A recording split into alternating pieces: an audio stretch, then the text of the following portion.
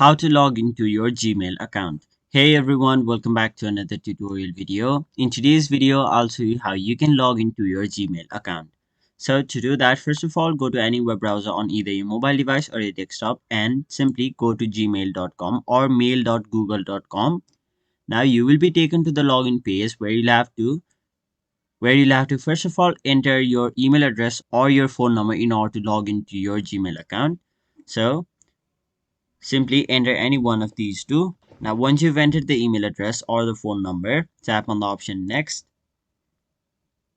Now, you'll have to enter the password of your Gmail account or your Google account. So, if you remember your password, that's great. Simply enter it over here. But if you don't remember, you'll have to reset it by simply tapping the option Forgot Password.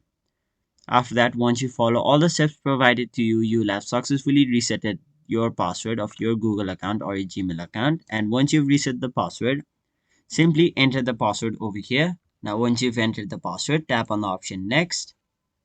And if you have two-step verification turned on, you'll have to verify it.